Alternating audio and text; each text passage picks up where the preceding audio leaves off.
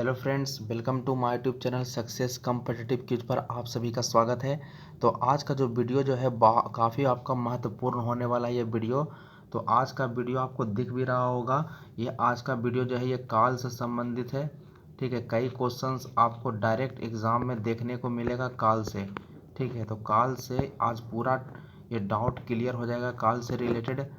इसके पहले वाले वीडियो में ऑलरेडी समास का वीडियो, संधि का वीडियो और एक संयुक्त वाक्य, सरल वाक्य और मिश्र वाक्य को कैसे पहचाना जाता है तो मैं ऑलरेडी बना चुका हूं। तो अभी तक आपने नहीं देखा तो जाकर बिल्कुल इस चैनल को पहले विजिट करिएगा, चैनल को सब्सक्राइब कर लीजिएगा, बगल में बेल आइकन का निशान होगा तो उसे भी आप प्रेस कर दीजिएगा ताकि आपको वीडियो का नोटिफिकेशन समय समय पर मिल सके। ठीक है, और भी एक नोटिफिकेशन आपको दे देना है, वो आपका सिमुलतला से, नवोदय से और सैनिक से संबंधित है। तो वो अगला वीडियो बाद में आएगा तो उसे भी आप ज़रूर देखिएगा, वो आपके काम के लायक ही है। ठीक है, 20 अक्टूबर को इसका प्रीलिम्स का एग्ज़ाम होने वाला है। तो हम लोग आज काल के बारे में समझते हैं। देखिए, थोड़ा सा जो आपका जो वीडियो जो है काल का, ये थोड़ा सा डिटेलिंग वीडियो है, थोड़ा सा डिटेल में मैं बताऊंगा। ठीक है, लेकिन लास्ट में मैं ये भी बताऊंगा कि आपको कितना पढ़ना है, मतलब कितना से ये क्वेश्चन ज़्यादातर पूछता है। ठीक है, तो बस उतना ही करिएगा, लेकिन अगर कर लीजिएगा डिटेल से तो और बहुत अच्छा है। ठीक है, तो फिलहाल हम लोग बढ़ते हैं आगे काल के बारे में। देखिए, सबसे पहले ऊपर में लिखा हुआ है काल को पहचानने का आसान तरीका। तो पहले ये सब छोड़ दीजिए। ठीक है, काल को पहचानने का आसान तरीका वो बात की बात है। पहले आप ये समझिए कि काल का मतलब क्या होता है। तो काल का मतलब होता है, काल का समान अर्थ क्या होता है? समय। ठीक है, काल का क्या बोलते हैं? इसका समान अर्थ होता है समय। आप अगर परिभाषा की बात करोगे ना तो इसका परिभाषा होता है क्रिया के जिस रूप से कार्य के करने या होने के समय का बोध हो। तो जब आप कोई क्रिया करिएगा, कोई भी काम करिएगा तो उसमें तो समय तो लगना ही लगना है। तो वो जो समय जो लगता है ना वही क्या कहलाता है? वही आपका काल कहलाता है, यानी जिसे हम इंग्लिश में टेंस कहते हैं। ठीक है, तो यही वहाँ पर लिखा हुआ, यह क्रिया के जिस रूप से कार्य को करने या होने के समय का बोध होता है उसे हम लोग क्या बोलेंगे? काल बोलेंगे। तो समय का अगर बोध होगा तो वो काल कहलाता है। ठीक है, अच्छा यहाँ पर ध्यान दीजिएगा, काल के कितने भेद होते हैं? तो काल का जो भेद होता है, जनरली काल का 3 भेद होता है। और वो कौन कौन है? तो देखिए यहाँ पर आपको दिख रहा होगा। देखिए यहाँ पर क्या है? भूतकाल, वर्तमान काल और भविष्य काल, ये 3 काल होते हैं। टोटल आप संख्या भी देख लीजिए, भूतकाल का टोटल संख्या 6 होता है। ठीक है, भूतकाल का टोटल संख्या 6 याद रखिएगा। वर्तमान काल का जो टोटल संख्या जो होता है वो 5 होता है। ठीक है, और भविष्य काल का जो होता है वो कितना होता है? 3 होता है। तो ये आपको ध्यान में रखना है। ठीक है, तो ध्यान में रखिएगा 6, 5, 3। ठीक है, अब हम लोग बारी बारी से बढ़ते हैं कि ये भूतकाल है, फिर उसके बाद भूतकाल का भी आगे टाइप्स पढ़ना है। तो मेन तो आपको वही ही पूछता है एग्ज़ाम में। ठीक है, कितने प्रकार के होते हैं उसी से उदाहरण करके एग्ज़ाम में क्वेश्चंस पूछा जाता है। तो सबसे पहले हम लोग आते हैं, पहला आपका क्या है? भूतकाल। कह रहा है जिस क्रिया से उसके बीते हुए समय के होने की पूर्णता या अपूर्णता का बोध होता है उसे भूतकाल कहते हैं। मतलब जो समय बीत चुका है वही तो आपका भूतकाल है। ठीक है, तो जो समय बीत चुका है और उसके या तो वो पूरा हो चुका है या तो वो अपूर्ण है। ठीक है, तो अगर वो समय बीत चुका है, चाहे वो समय पूरा हो गया हो या तो वो अपूर्ण है। ठीक है, तो उसे हम लोग क्या कहते हैं? भूतकाल बोलते हैं। ठीक है, या फिर जो समय बीत चुका है वही आपका भूतकाल कहलाता है। अब यहाँ पर मेन फोकस आपको करना है कि यहाँ पर भूतकाल के जो मैंने आपको भेद बताया था कि भूतकाल के 6 भेद होता है, तो यही 6 भेद यहाँ पर पढ़ना है और इसी से एग्जाम में क्वेश्चंस पूछा जाता है। ठीक है, तो सबसे पहले आप देख लीजिए क्या है। देखिए, सबसे पहले आपको ध्यान देना है, पहला जो आपका भेद जो है वो दिख रहा होगा आपके सामने। पहला है सामान्य भूतकाल। ठीक है, यहाँ पर आपको दिख भी रहा होगा सामान्य भूतकाल। तो मेन मुद्दा आपका ये है कि पहले आप ये समझ लीजिएगा कि इसका स्ट्रक्चर क्या होता है। तो ये धातु लिखा हुआ, क्रिया के मूल रूप को धातु बोलते हैं। जैसे लिख धातु है, पढ़ धातु है। जब हम लिख में ना लगाएंगे तब तो वो लिखना बनेगा ना, तब वो क्रिया का रूप ले लेगा।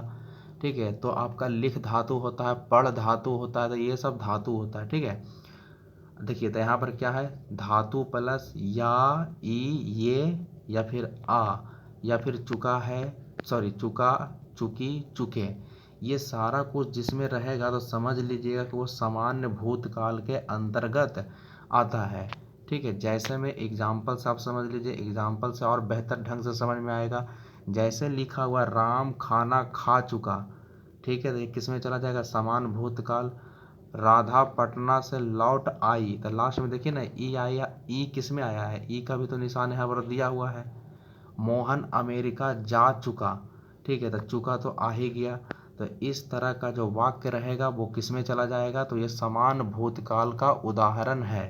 ठीक है, इसी तरह से एग्जाम में आपको पूछ देगा, कोई एक एग्जाम्पल लिख देगा और कहेगा कि बताइए किस भूतकाल का उदाहरण है, तो ये आपको पकड़ना पड़ेगा। ठीक है, चलिए नेक्स्ट अब आगे आते हैं। आगे क्या लिखा हुआ है, आसन्न भूतकाल। तो आसन्न भूतकाल किसे बोलते हैं, तो देखिए यहाँ पर ये आसन्न लिखा हुआ है, ये टाइपिंग मिस्टेक है। ठीक है, आसन्न लिखा गया है। तो आसन्न का अर्थ होता है कोई घटना अभी घटित हुई है। ठीक है, कोई घटना अभी घटित हुई है, तो वो जिसमें घटित होता है ना, तो वही आपका कहलाता है आसन्न भूतकाल। अब मेन तो इसका ये याद रखना है। ठीक है, धातु प्लस या है, ई है, ये है, चुका है, चुके हैं। ठीक है, ये सारा कुछ जिसमें रहेगा तो समझ लीजिएगा कि वो आसन्न भूतकाल के अंतर्गत आएगा। जैसे में लिखा हुआ मैं जा चुका हूँ, मैं पढ़ चुका हूँ। ठीक है, पढ़ लिखा हुआ है, ठीक है, पढ़ चुका हूँ। तो लास्ट वाला आप देखिए, लास्ट वाला तो मिल रहा है ना, तो जैसे ही मिलेगा तो समझ लीजिएगा वो किस भूतकाल का उदाहरण है, तो आसन्न भूतकाल का उदाहरण है। क्लियर हो गया इतना दूर। नेक्स्ट देखिए, ध्यान दीजिएगा, आपको मेन जो चीज़ है जो एग्जाम में डायरेक्ट पूछता है, मेन आपको वो पढ़ा रहा हूँ। यहाँ पर लिखा अपूर्ण भूतकाल, आगे कौन है, अपूर्ण भूतकाल। तो इसका क्या आइडेंटिफिकेशन है, तो इसमें लगा हुआ रहेगा धातु प्लस रहा था, रही थी, रहे थे, ये सारा कुछ लगा हुआ रहेगा। तो समझ लीजिए कि वो किस में आएगा, तो वो आपका आ जाएगा अपूर्ण भूतकाल। किस में आएगा, अपूर्ण भूतकाल। जैसे में लिखा हुआ मोहन स्कूल जा रहा था, ठीक है, या फिर मैं पटना जा रही थी, तो इस तरह का जब रहेगा वाक्य तो आपको समझ जाना है कि वो अपूर्ण भूतकाल का उदाहरण है। नेक्स्ट अगला जो क्या कह रहा, आगे कह रहा है पूर्ण भूतकाल। ठीक है, अपूर्ण तो हो गया, अब आगे है पूर्ण भूतकाल। तो इसमें क्या है, धातु प्लस या था, ई थी, ये सारा कुछ रह सकता है, या फिर चुका था, चुकी थी, चुके थे, ये सारा कुछ जिसमें रहेगा तो समझ लीजिएगा कि वो पूर्ण भूतकाल का उदाहरण है। ठीक है, तो या था, ई थी, ये थे, चुका था, चुकी थी, चुके थे, ये सारा कुछ रहेगा तो वो पूर्ण भूतकाल में आ जाएगा। जैसे में लिखा हुआ राम किताब पढ़ चुका था, ठीक है, वह दिल्ली जा चुका था। ठीक है, तो इस तरह का जो वाक्य जो होते हैं वो किस काल के अंतर्गत आते हैं, तो पूर्ण भूतकाल के अंतर्गत आते हैं। चलिए नेक्स्ट आगे क्या लिखा हुआ, संदिग्ध। यहाँ पर ध्यान दीजिएगा, संदिग्ध भूतकाल कौन सा है, संदिग्ध भूतकाल। तो इसमें लगा हुआ रहेगा धातु प्लस या होगा, ई होगी, ये होंगे, चुका होगा, चुकी होंगी, चुके होंगे, ये सारा कुछ जिसमें रहेगा तो समझ लीजिएगा वो किस में आज चला आएगा, तो वो चला आएगा आपका संदिग्ध भूतकाल में। जैसे देखिए क्या लिखा हुआ, ध्यान दीजिएगा, वह खाना खा चुका होगा, तो होगा लगा हुआ है, चुका होगा, तो ये चला जाएगा संदिग्ध भूतकाल में। राम पढ़ चुका होगा, तो ये चला जाएगा संदिग्ध भूतकाल में। ठीक उसी प्रकार से लिखा हुआ है वह आया होगा। ठीक है, तो ये सारा कुछ संदिग्ध भूतकाल का उदाहरण होता है। तो बताइएगा कमेंट बॉक्स में आपको समझ में आ रहा है कि नहीं आ रहा है। ये आपको थोड़ा बहुत तो याद थोड़ा सा करना पड़ेगा। ठीक है, स्ट्रक्चर वगैरह रटना पड़ेगा थोड़ा सा, किस भूतकाल का ये स्ट्रक्चर है, तभी आप एग्ज़ाम में आंसर सही कर सकते हो। नेक्स्ट क्वेश्चन देखिए, नेक्स्ट क्या कह रहा है, हेतु हेतु मध्य भूतकाल। अगला जो आपका जो टाइप्स है हेतु हेतु मध्य भूतकाल, तो इसमें कहता है यहाँ पर एक काम दूसरे पर डिपेंड करता है, एक काम दूसरे पर क्या रहेगा, डिपेंड करेगा। तो इस तरह का वाक्य चला जाएगा हेतु हेतु मध्य भूतकाल में। जैसे लिखा हो, यदि कठिन परिश्रम करते हो, ठीक है, यदि कठिन परिश्रम करते हो तो पास हो जाते हैं, तो तो ये क्या लिखा हुआ, जब आप कठिन परिश्रम करोगे तभी तो पास हो गए। तो एक वाक्य जो है वो दूसरे वाक्य पर क्या है, दूसरे वाक्य से ही रिलेटेड है, मतलब उसी पर डिपेंडेंट है। देखिए आगे क्या कह रहा, अगर वर्षा होती तो अच्छी फसल होती। तो इसमें क्या है, अगर वर्षा होता तब ना अच्छा फसल होता। तो ये एक दूसरा पर क्या है, डिपेंडेंट है, एक दूसरा पर क्या है, डिपेंडेंट है। तो इस तरह का जो वाक्य जो हो जाएगा वो हेतु मध्य भूतकाल के अंतर्गत चला जाता है। नेक्स्ट अब देखिए ये टोटल भूतकाल खत्म हो चुका है। अब हम लोग आगे बढ़ते हैं वर्तमान काल पर। इसका भी कुछ टाइप से तो देख लीजिए, यहाँ पर ध्यान दीजिएगा।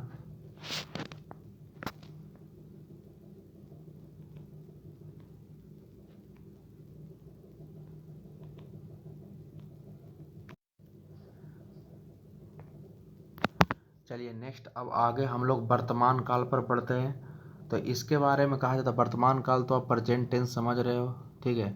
तो इसमें देखिए जो मेन मुद्दा मेरा है वो टाइप्स का है।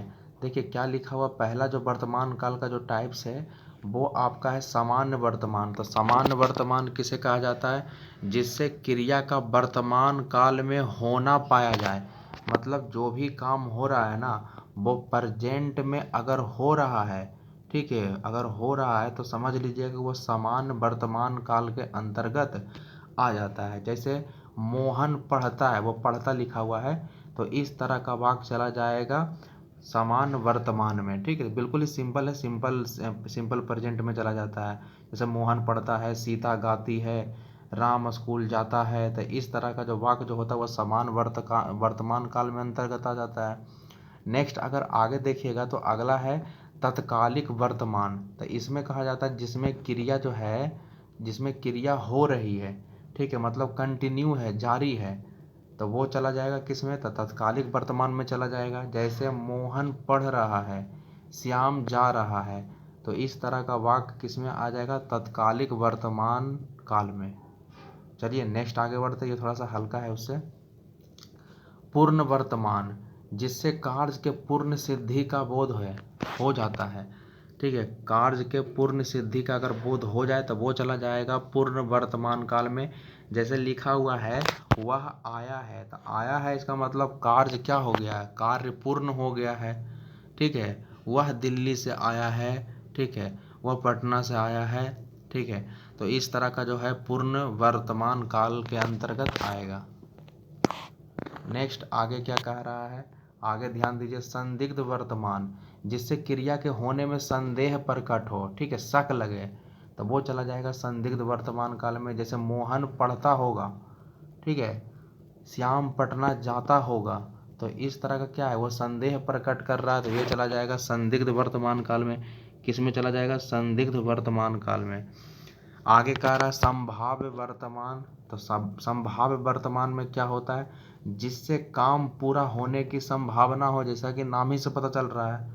जैसे रोहन आया हो, ठीक है, श्याम गया हो, तो इसमें क्या होता है, गया हो मतलब वो गया है कि नहीं गया है पता नहीं है, मतलब संभावना व्यक्त कर रहा है। तो इस तरह का वाक्य संभाव्य वर्तमान काल में चला जाता है।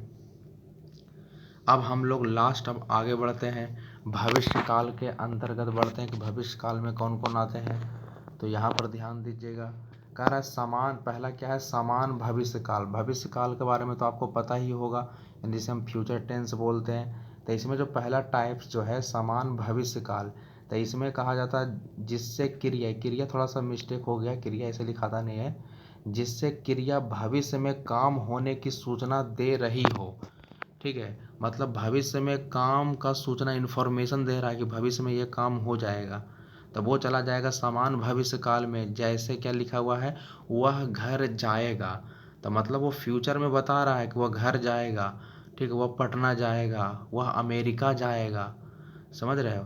तो इस तरह का समान भविष्य काल के अंतर्गत आएगा। नेक्स्ट आगे कह रहा है संभाव्य भविष्य काल।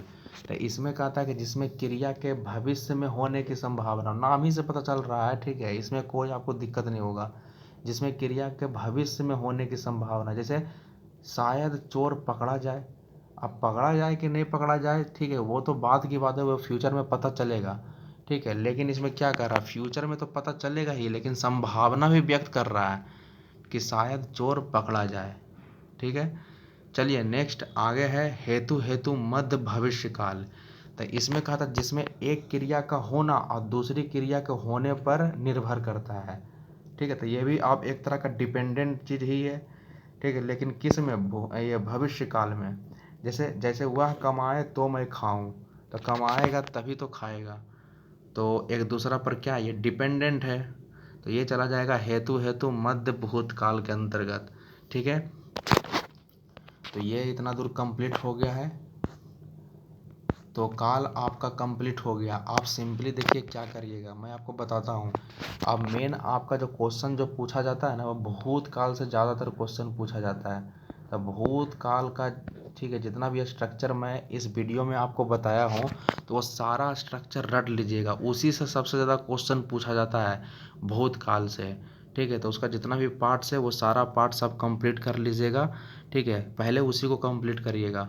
और भी अगर टाइम मिल जाता है तो टोटल कंप्लीट कर सकते हो आप। ठीक है, उसके बाद वर्तमान काल का पूछता है, उसके बाद भविष्य काल का पूछता है, लेकिन भूतकाल वाला ज़रूर कंप्लीट कर लीजिएगा। ठीक है, तो बताइएगा क्वेरी में, कमेंट बॉक्स में बताइएगा कि वीडियो आपको कैसा लगा। ठीक है, इसके बाद आपका जो वीडियो एक इन्फॉर्मेशन वीडियो आएगा, जो कि आपका सिमुलतला, सैनिक स्कूल और नवोदय से संबंधित है। ठीक है, तो उसे भी आप देखिएगा क्या उसमें इम्पोर्टेंट नोटिस किया है। तो हम लोग यहाँ पर वीडियो यहीं तक रहने देते हैं। तब तक के लिए जय हिंद, जय भारत।